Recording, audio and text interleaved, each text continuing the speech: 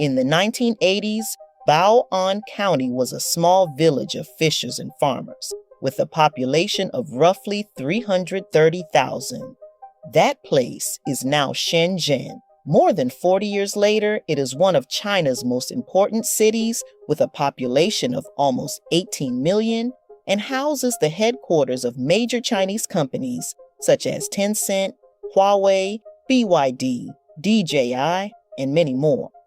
How exactly did this tiny fishing village go from virtually zero to a global metropolis in just 2 decades? And what did that incredible speed really cost? To understand how this happened, we first need to set the scene.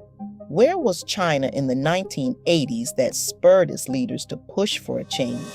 After the Chinese Communist Party won the Civil War and established the People's Republic of China in 1949, it set out to modernize the nation through strict Soviet-style central planning.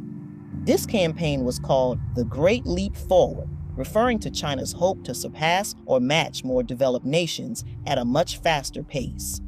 This was done mainly through 2 policies.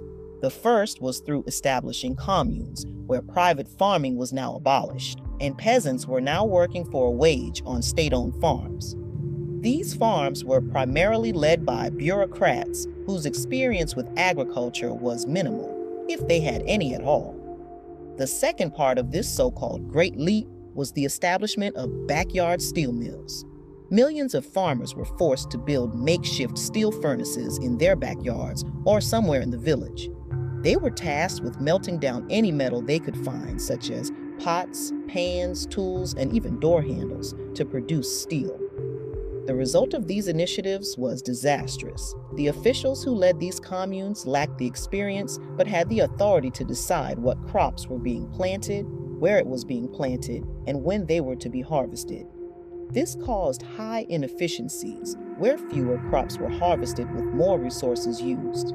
Now, the makeshift blast furnaces were absolutely useless. The farmers didn't know how to make steel, they didn't have the iron ore needed to make usable iron, and they only used wood to fuel the furnaces, so they never got them hot enough to melt the iron to the proper temperature and remove the impurities required to produce usable steel. The result was useless pig iron, not even good enough for farming tools. Millions of farmers were removed from fields, lowering manpower for agriculture. These 2 combined caused massive shortages in crops, and the state was still feeding these workers. On top of this disaster, quotas were implemented by the Central Communist Party, quotas that were impossible to fulfill. The bureaucrats who ran these often reported false numbers, exaggerating harvest and the quality of their so-called steel. And Beijing was more than thrilled to see how effective their policies had been and the abundance of their harvest. So they procured more grain from the rural areas than they should have, and even exported it. And what did this cause? Mass starvation in the very regions that had produced the most food. So the Great Leap Forward now turned into the Great Chinese Famine. Millions of people starved to death. It's hard to get an accurate number, but estimates range as high as 55 million people. That's more than twice as much as the highest estimates for World War I. And we're not even done yet. After this great disaster, Mao's position within the Communist Party was shaky. His policies not only failed in their economic goals, but also caused millions of deaths among Chinese civilians. People wanted him out, and worse? Well, worse for the Communist Party, some were now skeptical of the merits of communism. To tighten his grip on China, Mao launched the Cultural Revolution in 1966. I'm going to go through this quickly since I do want to get to our main topic, which is Shenzhen. But basically, millions of radical youth, known as the Red Guards, were encouraged to attack, persecute, and humiliate anyone deemed a bourgeois or anything considered traditional, leading to the massive destruction of cultural heritage, the closure of schools, and the persecution of intellectuals. Many educated people fled, and some were killed, causing a large intellectual gap in the population. People considered bourgeois, including members of the Communist Party who favored solutions that strayed too far away from communist ideals, were sent to labor camps for re-education. The chaos officially ended with Mao's death in September 1976, swiftly followed by the arrest of his most radical followers. So disaster after disaster after disaster. They had just come from the Civil War, which had World War II in the middle of it. Then there was mass starvation, and then a great social upheaval that caused more to die or flee the country if they could. Decades of instability had caused China to be extremely poor, highly uneducated and unstable, both socially and politically. This set the stage for Deng Xiaoping to lead China to a different future. Deng Xiaoping was one of many CCP officials who were sent to labor camps. After the death of Mao and the dissolution of his most radical followers within the party, Deng Xiaoping emerged as the paramount leader of the CCP. To alleviate the immediate concerns facing China, Deng Xiaoping enacted several reforms, but the one that supercharged Shenzhen's rise was the launch of the Special Economic Zones, or SEZ. Deng knew that for industry to modernize, China needed foreign capital, technology, and management expertise from the capitalist West. However, he had to contain these experiments to small regions to invite market capitalism without compromising the Communist Party's monopoly on power. This led him to create the SEZs, small regions given special policy privileges such as tax breaks, labor control, political autonomy, and lax regulations to attract foreign investment, with Shenzhen being one of 4 testing grounds. So, why Shenzhen? Simply put, it was right beside Hong Kong, and by the 1970s, it was experiencing a shift in its economy. Manufacturing had simply become too expensive, and companies in Hong Kong needed to produce elsewhere. Shenzhen was right beside it, and there had already been a history of cross-border trade and immigration. Granted, it was mostly fleeing from the mainland's instability, but many Hong Kong businessmen who had amassed wealth still had familial ties to what was then Bao'an County. This made Shenzhen the ideal location to attract foreign investment. To say it was a success is an overstatement. Shenzhen's ascent was practically an economic miracle. The SEZ status acted like a magnet, immediately attracting what China desperately needed. Capital, primarily from Hong Kong and the overseas Chinese diaspora, poured into Shenzhen. These investors were often confident due to family ties and the low-cost model. They brought in the first modern machinery and technology.